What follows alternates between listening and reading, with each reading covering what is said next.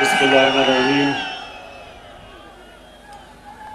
अल्लाह अल्लाह तेरी इबादत करते हैं और तेरे से ही कामयाबी और इज्जत मांगते हैं। मेरे मेलसी के बाशऊर शहरियों, मैं सबसे पहले तो औरंगजेब खान आपको और ताहिर इकबाल आप दोनों को इस शानदार जलसे में जो आपने लोगों को इकट्ठा किया, मैं आपको खिराज तहसीन पेश करता हूं।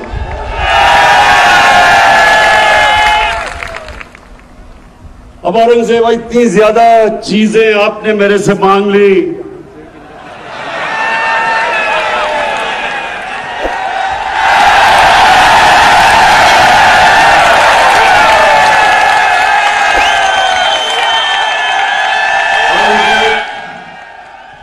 और जहां से लगता है कि जो 74 साल में काम नहीं हुए वो 1 साल में ही आप करवाना चाहते हैं।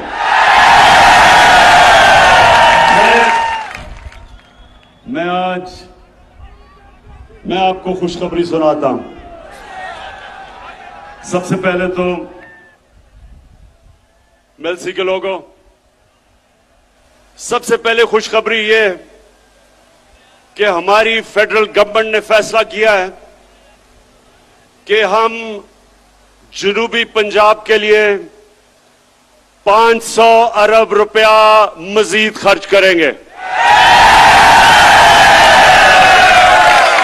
और अभी आपको उस्मान बुज़दार ने, आप ही के जनूबी पंजाब के चीफ मिनिस्टर ने इतनी लंबी चीजें बताई हैं कि जो जो आपकी ख्वाहिशें थी तकरीबन सारी उन्होंने कहा या इस बारी पूरी होंगी और या अगले बजट में पूरी होगी।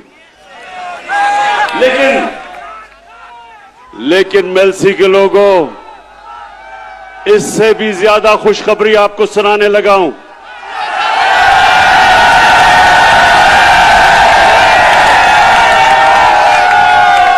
हमने फैसला किया है कि हम नेशनल असेंबली में साउथ पंजाब की कॉन्स्टिट्यूशनल अमेंडमेंट रख देंगे कि साउथ पंजाब का सूबा बनना चाहिए।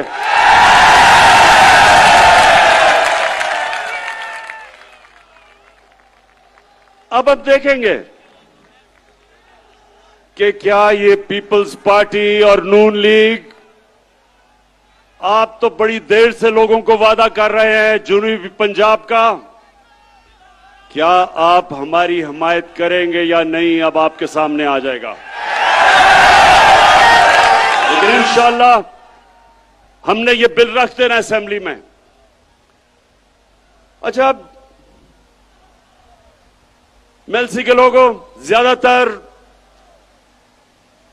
यहां गुजारा काश्तकारी के ऊपर होता है, तो सबसे पहले तो मैं बड़े फख्र से कहना चाहता हूं कि जितना किसानों ने हमारे दौर में, जितना किसानों के पास पैसा आया कभी पाकिस्तान की तारीख में नहीं आया। और मैं आपको अब जरा ये मेरे पास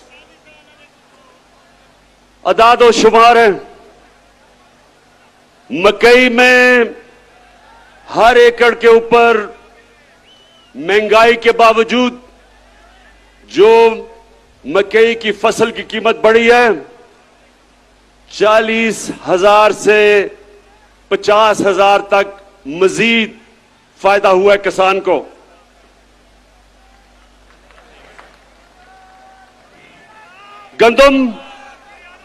गंदम के अंदर जो हमने 50% हमारे दौर में गंदम की सपोर्ट प्राइस बढ़ाई, जो किसान की जेब में आया हर एकड़ में वो 25,000 से 30,000 रुपया। उसके बाद कपास की कीमत दुगनी हो गई है। कपास की कीमत अब दुगनी किसान को मिल रही है और उसकी वजह से 1 एकड़ के ऊपर कपास में 70,000 से 80,000 रुपए तक मेरे किसान को फायदा हुआ है। और अब एक और चीज कि यूरिया खाद, मुझे पता है कम हुई थी बीच में, दुनिया में कम हो चुकी है, लेकिन अभी आपको मिलेगी। हमने बड़ी मुश्किलों से हमने खाद भी ज्यादा इस बारी प्रोड्यूस की, ज्यादा गैस दिया, खाद की फैक्ट्रियों को बंद नहीं होने दिया, लेकिन उसके बावजूद हमने चाइना से 1 लाख टन खाद मंगवाई है, जो कि इंशाल्लाह 1 हफ्ते तक पहुंच रही है।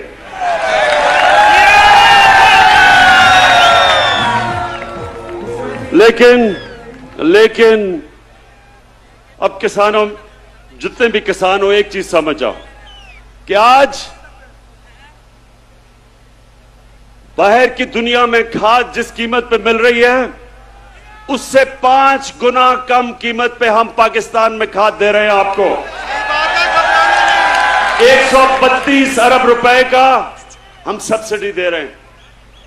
तो मैं इसलिए आज आप किसानों के सामने पहले ये जरूर बात करना चाहता हूं, और भी अभी बड़ी बातें करनी है मैंने, लेकिन मैं पहले अपने, क्योंकि मेरा ये ईमान है, जब किसान खुशहाल होगा पाकिस्तान तरक्की करेगा। और ये बड़े मुश्किल वक्त में आपको पता नहीं कि अल्लाह ने हमारी हुकूमत को किन किन इम्तिहानों से गुजारा है। पहले एक मुल्क मिला जिसको रे चोरों का टोला दिवालिया निकाल चुका था,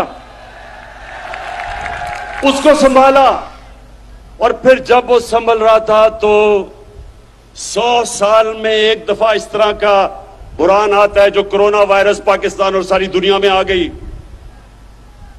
और मैं अल्लाह का शुक्र अदा करता हूं कि हमारा वो मुल्क है जो दुनिया मानती है कि 190 मुल्कों में से वो 3 वो मुल्कों में से है जिसने सबसे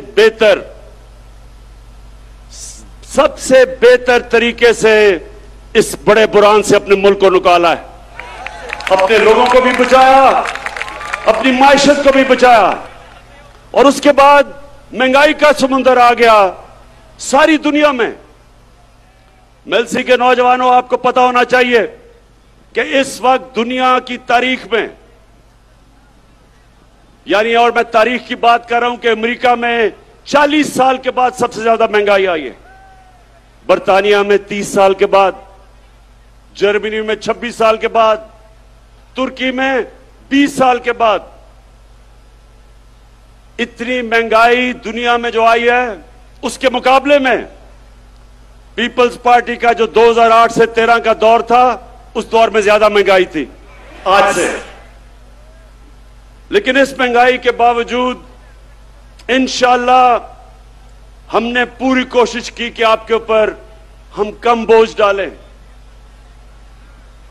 और अल्लाह का करम है कि हमारी पाकिस्तान की तारीख में सबसे ज्यादा टैक्स इकट्ठा किया गया, और उसकी वजह से मैंने 10 रुपए कम किया पेट्रोल और डीजल,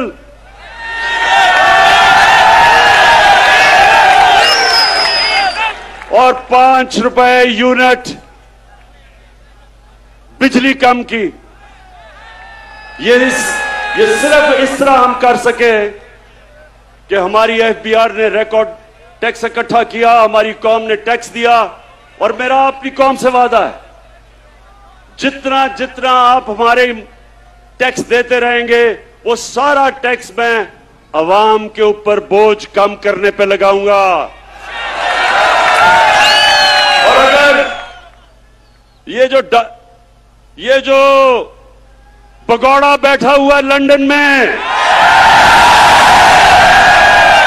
जिस दिन इसका मैंने पैसा वापस ले आया, तो मैं आपको वादा करता हूं कि पेट्रोल और डीजल की कीमत आधी कर दूंगा।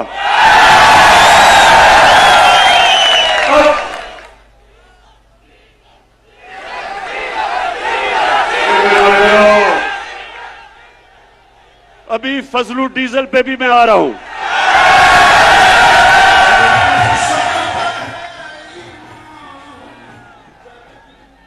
अच्छा, मेलसी के लोगों, ये भगौड़े और डीजल के ऊपर आने से पहले मैं सिर्फ आपको, नौजवानों, आपके लिए एक बात करना चाहता हूं। मेरे मां बाप एक गुलाम हिंदुस्तान में पैदा हुए थे, मैं पहला था। हम वो बच्चे थे जो आजाद पाकिस्तान में पैदा हुए थे। और मेरी हमेशा मां बाप ने भी मुझे याद दिलाया और हमेशा मेरे ज़हन में था कि कभी हमने पाकिस्तान को कभी किसी की गुलामी नहीं करने देना। और मेरे मेलसी के लोगों और जो पाकिस्तान के लोग टीवी पे ये देख रहे हैं, ये सुन लो, ना आज तक इमरान खान किसी के सामने झुका है, और इंशाअल्लाह जब तक मेरे में खून है, मैं अपनी कौम को किसी के सामने झुकने नहीं दूंगा। अभी ये जरा सुने, यूरोपियन यूनियन के एम्बेसडर ने खत लिखा पाकिस्तान को कि आप रूस के खिलाफ, उसके मुखालिफ स्टेटमेंट दें, उसके खिलाफ वोट दें। मैं ये यूरोपियन यूनियन के एम्बेसडर से पूछता हूं कि क्या आपने हिंदुस्तान को भी ये खत लिखा था? क्योंकि मैं अपनी कौम को याद करवाना चाहता हूं कि ये वो पाकिस्तान था जिसने ये नेटो की मदद की, जो वॉर ऑन टेरर थी, हमने उनका साथ दिया। मैं कभी ना साथ देता, मैं अपनी मुल्क को बाहर रखता उस जंग से, लेकिन उस वक्त का जो सरबराह था उन्होंने उनका साथ दिया। क्या मिला पाकिस्तान को? 80,000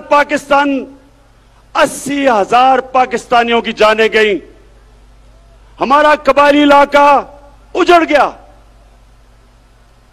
35 लाख लोगों ने नकल मकानी की, हमारे मुल्क को 100 अरब डॉलर से ज्यादा नुकसान हुआ। तो क्या मैं अपने यूरोपियन यूनियन के एम्बेसडर से पूछता हूं कि आपने क्या हमारा शुक्रिया अदा किया? क्या आपने कहा कि हां, आपने हमारी मदद की थी, हमारी जंग में आपने हमें अप्रिशिएट किया? सारे नेटो के मिला के 10% भी लोग नहीं थे जो इस जंग में मरे, हमारे मुकाबले में जो 80,000 पाकिस्तानियों की कुर्बानी दी गई। तो मैं उनसे आज ये पूछता हूं कि बजाय आपने, जब हमने आपके साथ खड़े हुए थे, बजाय आप हमारा कम से कम शुक्रिया अदा करते, ऐसे आप में से लोग थे जिन्होंने अफगानिस्तान में जो जंग हारी आपने, वो पाकिस्तान को जिम्मेदार ठहराया था। शुक्र करना तो दूर की बात है।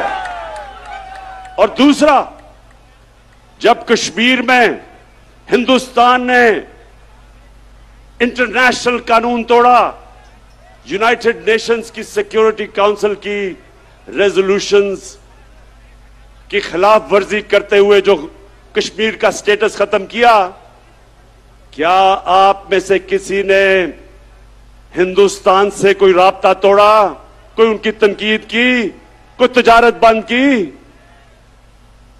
तो हम आपके सामने क्या हैं?